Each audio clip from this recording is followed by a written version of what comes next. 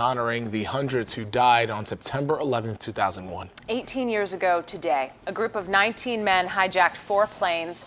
2 were intentionally crashed into the World Trade Center buildings, and another crashed into the Pentagon. The 4th plane went down just outside of Shanksville, Pennsylvania. Nearly 3,000 people died that day across all 3 sites. A number of events are going on locally. A 9/11 memorial will be open until 6 p.m. today at Cal Expo. Volunteers in Dixon will be cleaning veterans' headstones at Sacramento Valley National Cemetery. That begins at 9 a.m.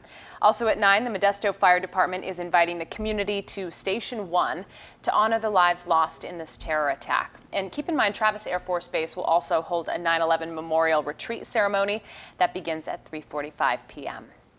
This morning, firefighters all throughout the region will be taking part in the 9/11 Memorial Stair Climb. Yeah, Fox 40's Olivia DeGennaro is live along K Street with more. Olivia, this means a whole lot to those firefighters. You're talking more than 300 were killed on 9/11. I have never seen so many firefighters in one place and for such a neat event. Of course, 9/11 touches heavy on all of our hearts, but especially for firefighters, this really rings close to home. So we have hundreds of firefighters here at the Renaissance Hotel downtown getting ready to complete quite the challenge, climbing 110 flights of stairs, the same height as the World Trade Center. We're here with Keith Wade with Sac City Fire. This is your 10th year doing this. Explain to everybody who isn't familiar with the event what exactly this is all about. So I just found out it's actually the 11th year, started in 08. What it is Sac Metro and Sac City Fire got together locally, decided we should be doing something here on the West Coast to help remember, reflect, give firefighters a chance to honor the sacrifice of FDNY members on 9/11. So the event started here at Renaissance Tower. It's been going ever since. 343 firefighters will climb 110 stories in honor of those firefighters, and it's become more of a regional event now in Northern California. It's a great event. Firefighters coming from all over Northern California, each of them pinning one of the names of the firefighters killed during 9/11 to their backs, and they each get a sheet of paper kind of explaining who that firefighter was, what their life was all about. This is really an event where you see different communities coming together. Chris Vestal here with Sac Metro Fire. What does it mean to you to see firefighters from as far as the Oregon border here today? It's really important. We always have the camaraderie, and even though locally in Sacramento all of the agencies work together on a daily basis, to see what we see on some of the larger incidents, the hurricanes, the big wildfires, we're all coming together now to honor some of our fallen personnel. Really meaningful, really important, and kind of a good day to have that remembrance. Right, they're just getting started here. Bagpipe ceremony, flag ceremony about to start. So we're going to send it back to you so as not to be disrespectful during this really meaningful event. So stick with Fox 40 throughout the morning, and we'll bring you updates in our next hour. And as you see right now, bagpipes are playing. We're going to take a quick listen for you.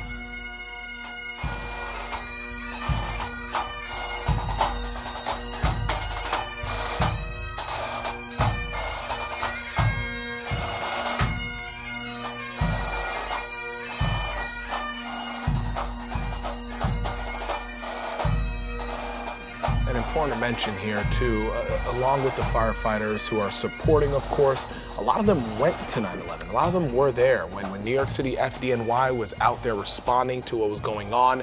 California firefighters from all around the country, even, they all rushed to New York to fill in for those firefighters. That's a great point, Pedro. And to make this even more poignant, we just heard Olivia mention that each one of those firefighters there participating today is going to pin the name of one of those almost 300 firefighters that passed away in the World Trade Center attacks this morning. All right.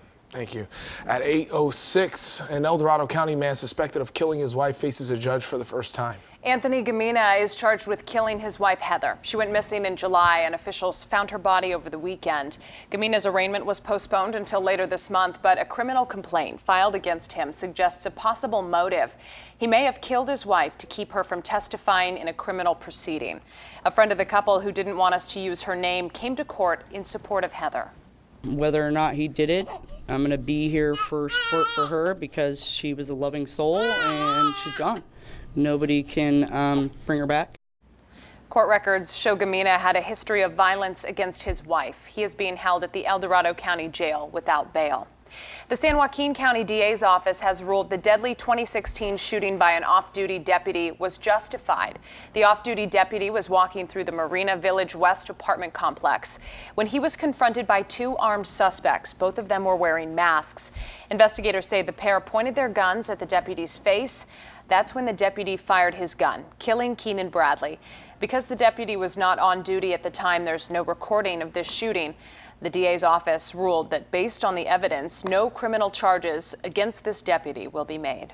California's fight to end homelessness is getting some help from the federal government. Members of the Trump administration traveled to Los Angeles yesterday to talk about solutions to end the homeless crisis. The move is being met with some skepticism as the president had previously criticized California's politicians over the epidemic.